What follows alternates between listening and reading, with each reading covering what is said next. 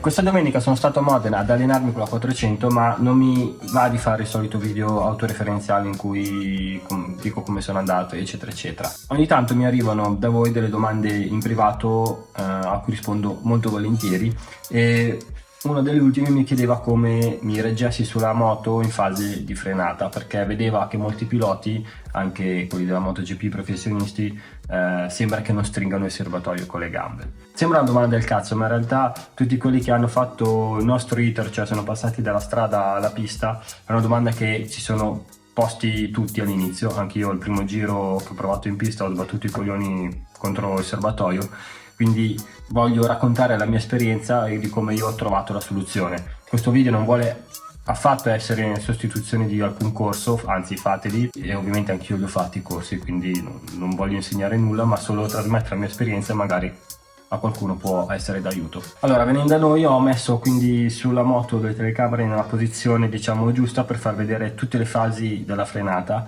e ovviamente dispendio maggiore in termini di affaticamento fisico sia all'inizio dell'attacco della frenata e soprattutto ovviamente con i 1000, che hanno una velocità molto più elevata, molto più peso, molto più tempo in frenata rispetto alle 600 o altre moto meno potenti. È vero, bisogna stringere con le gambe il serbatoio, le gambe fanno buona parte del lavoro, io direi un 70% nel mio caso, e il restante è delle braccia e il resto del corpo. Però se non si usano le braccia, se non si usa il corpo nel modo giusto, la sola gamba o le sole gambe non servono, non aiutano.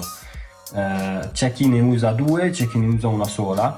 Io personalmente nella prima fase della frenata, c'è il maggior picco di bar di freno, le uso tutte e due, mi punto con le ginocchia, le uso tutte e due, e poi ne uso solo una.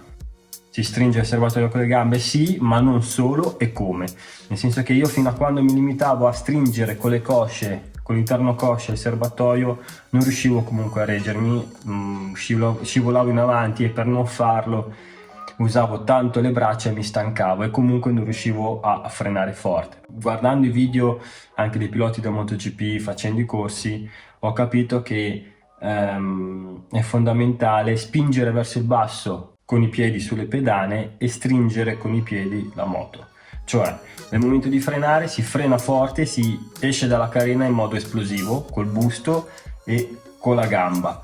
Io all'inizio mi tengo con tutte e due le ginocchia puntate contro il serbatoio, ma com'è che le tengo puntate? Le punto grazie ai piedi che spingono verso il basso, e praticamente spingendo verso il basso col piede tutta la gamba si alza e va a schiacciarsi contro il serbatoio, e quindi sia il piede che il ginocchio hanno, grazie agli adesivi gripposi, li chiamo così, hanno un'ottima aderenza e riesco a tenermi in gran parte grazie a questo movimento qua. Ovviamente le braccia devono essere dritte, non devono essere tese, ma devono essere dritte.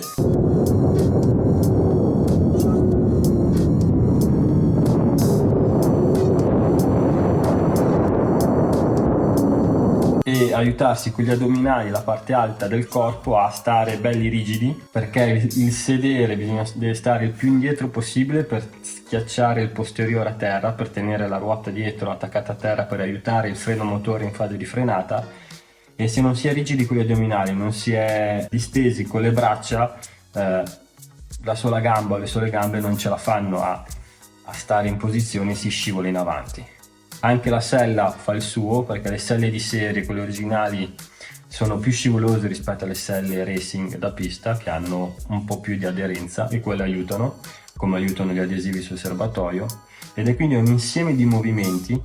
E anche gli stivali, se ci fate caso, nella parte interna molti hanno una sorta di grip, perché coi talloni in fase di frenata, stringendo sull'interno della pedana, aiuta a tutto l'insieme, cioè piede che spinge verso il basso, tallone che stringe la moto dentro, ginocchio che punta contro il serbatoio, sella aderente, braccia distese, tutto un insieme di movimenti che, fatti in modo corretto, aiutano tutto il corpo a stancarsi meno. Bene, spero che questo video sia stato interessante e possa essere utile, e ci vediamo Alla prossima!